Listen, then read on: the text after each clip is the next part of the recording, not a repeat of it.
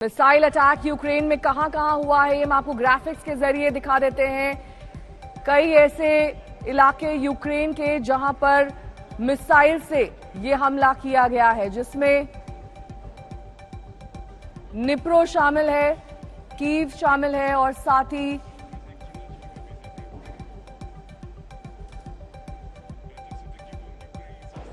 बोरिस्पिल। ये वो तमाम इलाके यूक्रेन के, क्योंकि चौतरफा ये हमला रूस की ओर से किया जा रहा है, जिसमें यूक्रेन में ज्यादा से ज्यादा तबाही हो सके, इसको रूस सुनिश्चित करना चाहता है।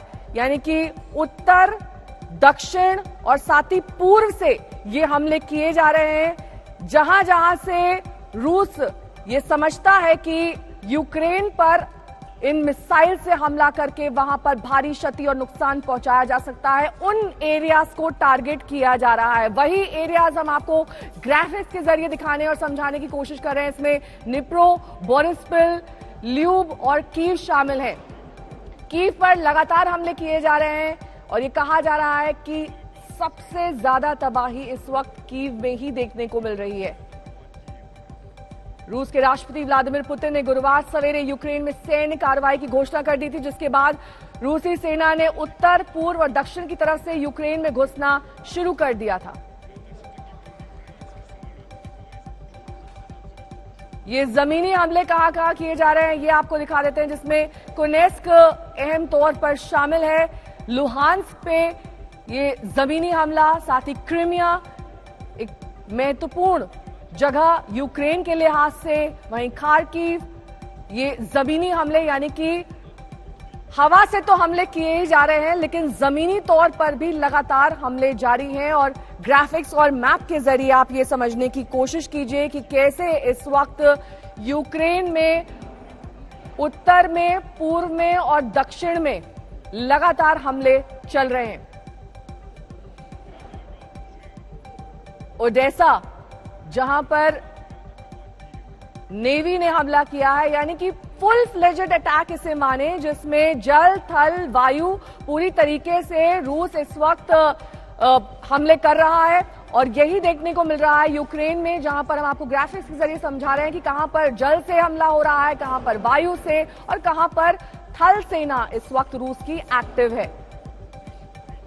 यूक्रेन को सैन्य मदद से अमेरिका ने इनकार कर दिया। हालांकि आर्थिक प्रतिबंधों का जरूर ऐलान किया जा रहा है, जिसके दूरगामी परिणाम देखने को रूस में मिल सकते हैं, लेकिन इस बीच सीधे तौर पर यूक्रेन को मदद नहीं करेगा अमेरिका, ये साफ तौर पर कह दिया गया है, क्योंकि यूक्रेन नाटो का सदस्य नहीं है।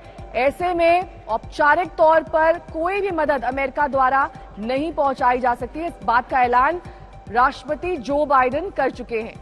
तो यूक्रेन की आस पर पूर्ण विराम, फौरी तौर पर अभी कोई भी साथ यूक्रेन का नहीं दे रहा है, लेकिन इस पूरे हमले की निंदा विश्व भर में की जा रही है कि कैसे रूस ने निशाना बनाया यूक्रेन को। जल, थल, वायु सभी जगहों से ये चौतरफा अटैक किया जा रहा है। और साथ ही इस फुल फ्लेजेड अटैक में अब तक 137 नागरिकों की भी जान गई है। ये ऑफिशियल आंकड़े यूक्रेन के बताते हैं, लेकिन यह आंकड़ा और बढ़ सकता है, क्योंकि अब मिसाइल द्वारा भी हमला किया जा रहा है। बैलिस्टिक मिसाइल से अब से कुछ ही देर पहले यूक्रेन में हमला किया गया है।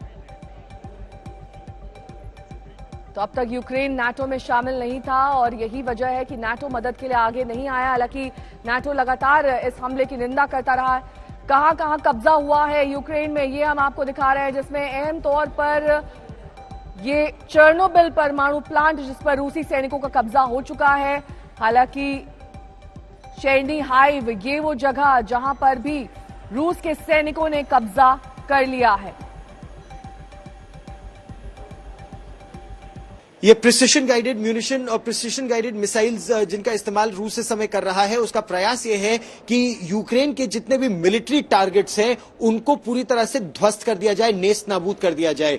ये प्रयास क्यों है? क्योंकि रूस के राष्ट्रपति व्लादिमीर पुतिन ये कह चुके हैं कि उनका लक्ष्य है यूक्रेन को पूरी तरह से डीमिलिटराइज कर देना। और इसीलिए चाहे यूक्रेन की सेना हो, नौसेना हो, वायुसेना हो, उनके ठिकानों पर एक के बाद एक हमले हो रहे हैं। जहां जहां उनके बेसेस है, जहां जहां उनके रेडार स्टेशन है, जहां जहां उनका एयर डिफेंस सिस्टम है, उनको निशाना बनाया जा रहा है। और 14 बड़े एयरफील्ड्स हैं यूक्रेन में जिनको निशाना बनाया है पिछले 24 घंटों में रूस में, जिसमें ज्यादातर पूर्व के क्षेत्र में है, हालांकि कुछ पश्चिम में भी है। कीव के बिल्कुल बगल में, कीव में 2 एयरपोर्ट है, एक बोरिस्पिल है जहां पर सिविलियन उड़ानें आती हैं, वो भी इस समय बंद है, और दूसरा जो वहां पर एयरफील्ड है वहां पर एंटोनोव विमान भी बनते हैं, और वो बहुत बड़ा मिलिट्री बेस है।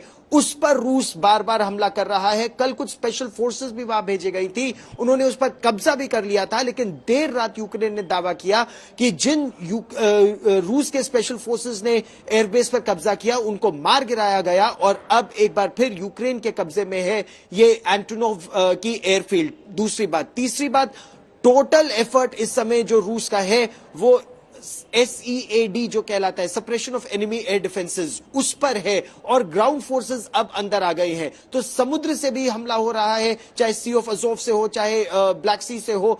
रूस के जो पानी के जहाज है वो हमला कर रहे हैं। एक जो पलटवार किया था यूक्रेन की तरफ से, रूस ने यह दावा किया कि उनके जंगी जहाजों के बजाय उनके कार्गो जहाजों को निशाना बनाया सी ऑफ अजोव में, और उससे रूस के सिविलियंस को नुकसान हुआ है। तो नुकसान दोनों तरफ से, क्षति दोनों तरफ से हो रही है और जबरदस्त हो रही है। यूक्रेन ने माना कि उनके करीब 150 सिविलियन और सिपाही अब तक मारे गए हैं 24 घंटे में, लेकिन उन्होंने दावा किया कि 800 रूस के सिपाही, उनके 2 लड़ाकू विमान तो पिछले 15 घंटों में, मतलब 2 Su-30 उनके विमान Su-27 ने गिराए, कुल मिला के उनके 8 विमान और हेलीकॉप्टर गिरा दिए गए हैं। तो बहुत जबरदस्त इस समय भीषण युद्ध अलग अलग छोर पर हो रहा है, और हर तरफ से प्रयास रूस की सेना का है कि वो राजधानी कीव पर कब्जा कर ले। नेहा।